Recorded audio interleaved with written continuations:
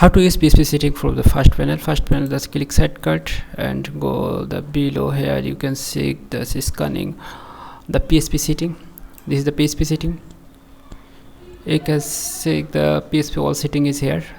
That means PHP unit in the FC panel. You can see PHP unit, but everything is PHP setting is here. You can edit here. You can edit. You can like max setting, max.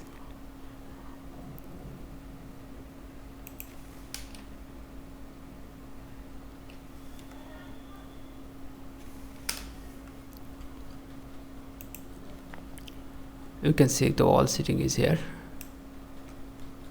This is limit or error or source code error, HTML hard limit, everything is here. You can change any PHP setting for here.